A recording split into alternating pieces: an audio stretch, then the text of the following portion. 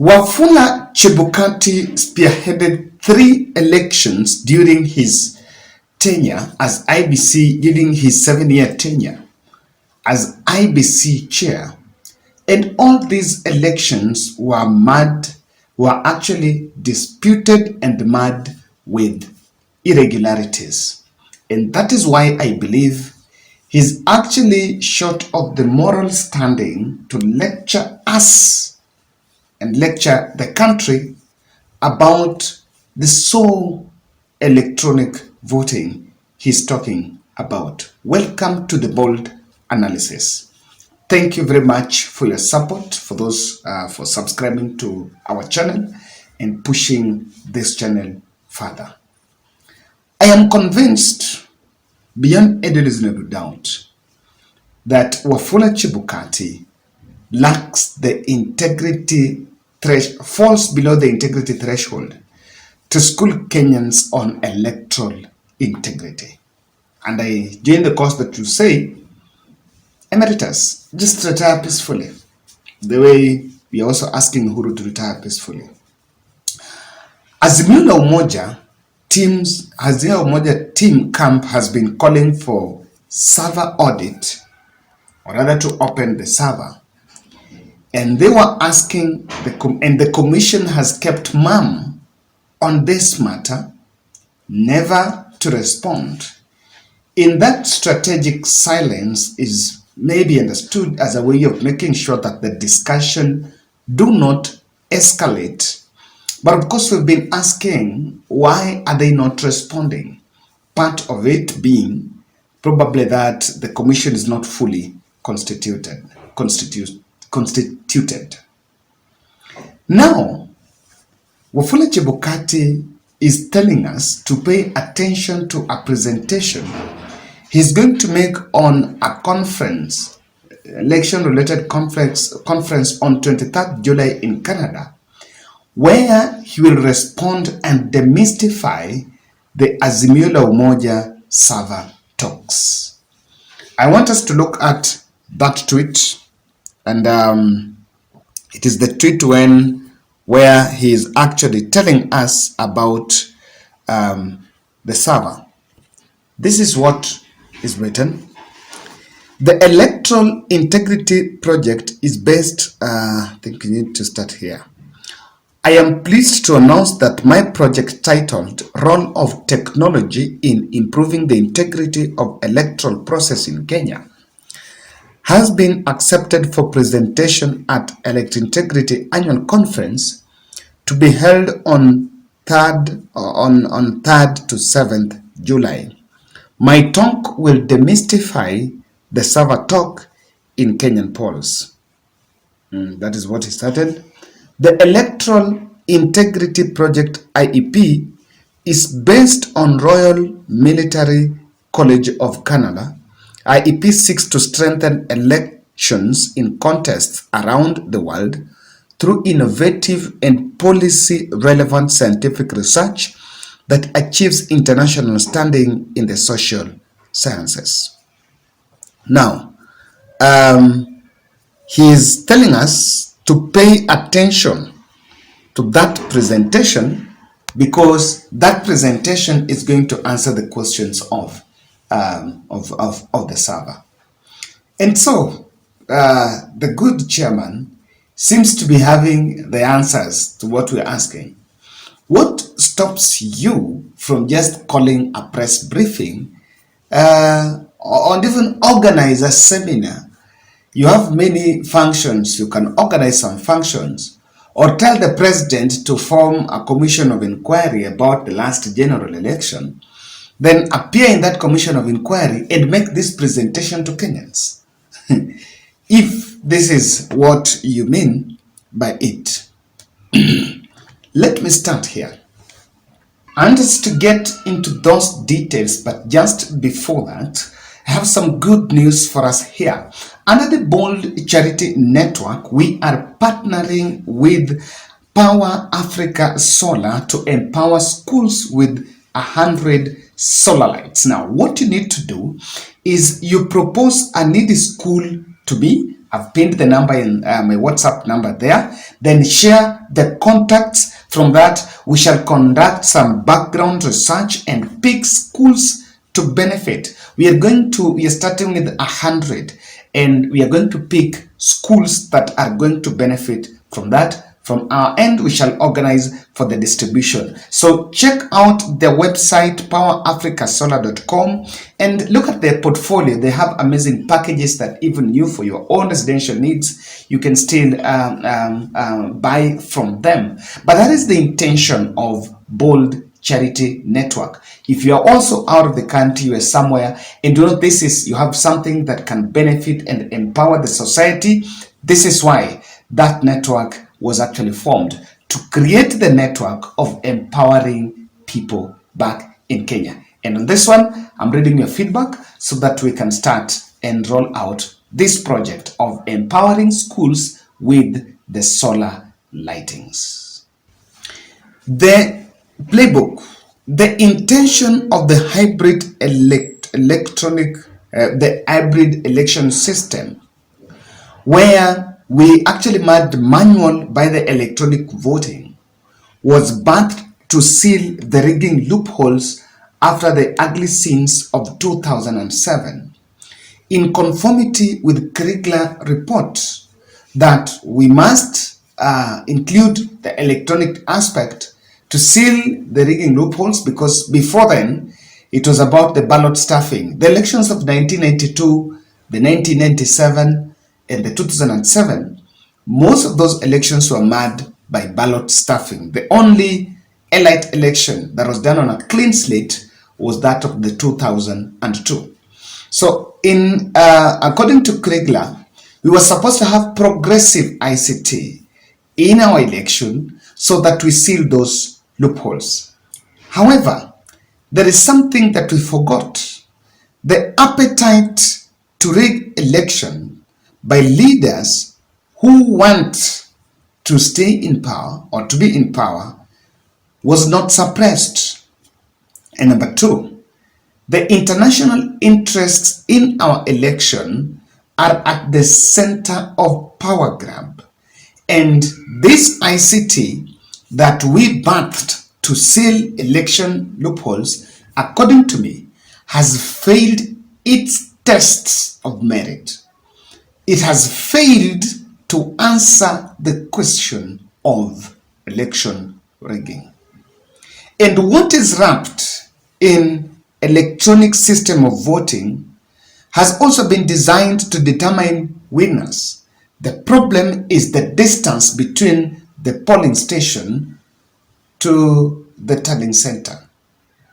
That distance is the distance that was supposed to be shortened by the ICT.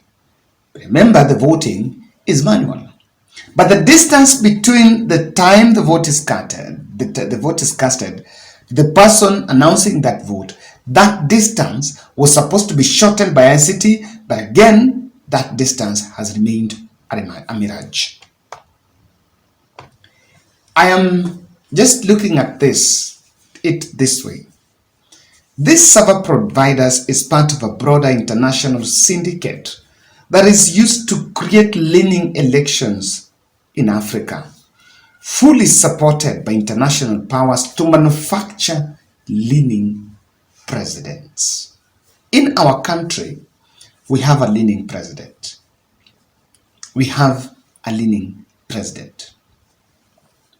Just yesterday, I was listening to the speech, President saying that we are going to align our education to that of Japan, so that Japan will absorb our skilled labor. Then I just asked her, so are all of us, if we align our education system to that of Japan fully, so are all of us going to be employed in Japan? Then do we have those who are going to be employed in other countries, Canada, Finland, Germany, Sweden, US? So if we align our hours with one country, and it is the leaningness, it is the issue of the leaning presidents, that is why William Ruto is suffocating the economy. The Kenyans are going through high inflation. The solutions are on the table, but the brittled institutions are on our neck, and we cannot get solutions. We cannot get solutions because we have a leaning president. This presentation,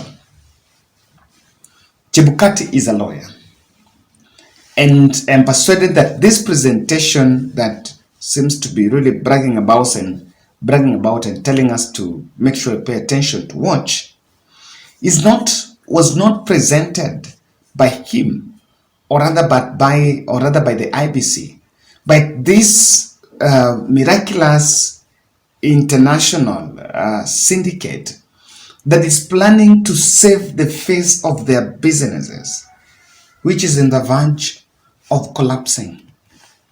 You know what has been happening in the country?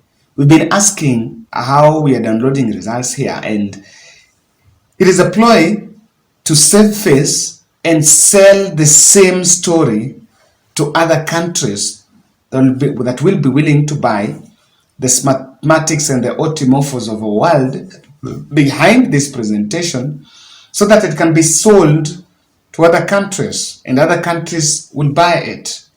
And again, the target here is Africa. I repeat, if we can't answer the server question fully, then let's revert to manual system.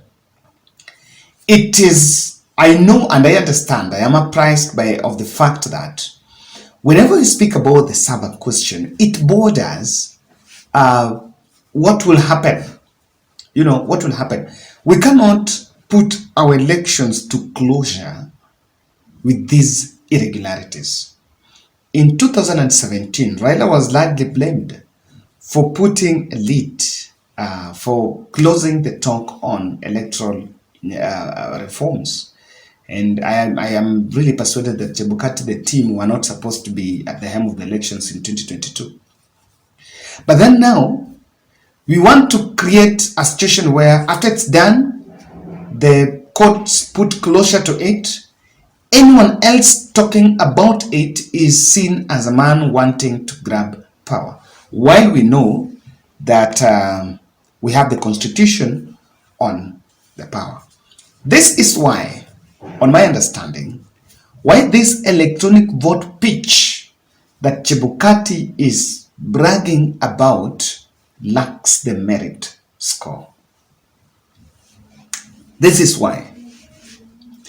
During your reign and during his reign as the IBC chair, we saw 5 days to the general election in 2017, Chris Musando, who was head of ICT, died, with also reports that even fingers were targeted and even plucked because he was the head of that ICT. And that ICT became porous. Chris Musando passed on after a series of television interviews. I remember even being interviewed on Ramogi saying that the system was intact and there was no worry. He was making sure that they were going to deliver free and fair, verifiable elections in 2017. So this system we are all bragging about is man-made, and it is controlled by men. And when men do not lean, then the men are targeted. So I don't know I don't know whether this lecture is about 2022, and we should not forget that as he lives, he took office in January 2016 after Isaac Hassan left, and then left in January 2023. He had a 7-year term and spearheaded 3 elections, presidential elections. And in that election, the ICT we are bragging about, someone died, under his watch, and the election proceeded. And true to that spirit, the 2017 general election, Chief Justice Emeritus David Maraga threw away that election after the same IBC he was chairing, refused to open the server while there was a clear signs that there was some election rigging. I have always said, if you read what happened in 2017, there have been one question of it, that election was thrown away on clerical grounds. Or some forms were not signed and some numbers were not adding. Some questions could not be answered. But again, it is also true that all those clerical issues that emerged were clearly to be answered when that server is opened. So Chebukati, I don't think he should fool Kenyans by telling us that the server is a 2022 issue. This issue has been a problem since 2017. It has been a problem. It has been a problem, in fact, since 2013. It's been problematic. So to try to cover it and make it have a shallow understanding, or rather to narrow it down to 2022 is not the answer. This is it. The process, the IEP process, this IEP system, it should be transparent and explainable, even in his absence. It is not his personal property. It's only him. So I don't think we'll get to, even buy the Canada story. What is stopping the current secretariat? We know we don't have the commission to give us a report about it. Instead of us waiting for a spinned presentation to smoothen the audience in Canada.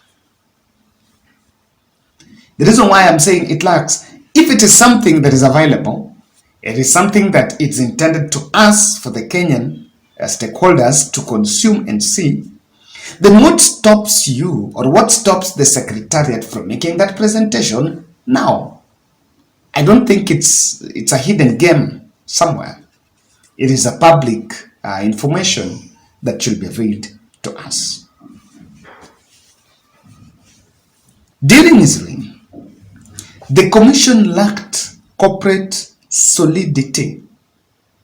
And there was always breakaways immediately after every election. And I remember Akombe saying, but Chebukati ran the commission as a one-man show. The same, immediately after 2017, I remember Akombe escaping to the US after he left with the one commissioner to oversee printing of ballot papers in Dubai. He claimed that Chebukati did everything and there was a lot of misery shrouded in it. The same claim emerged in the breakaway commission in 2022 when the Cherera 4 distanced themselves with the results. So why do you want just to tell us that this thing is about you yourself? And so any other thing is a hogwash.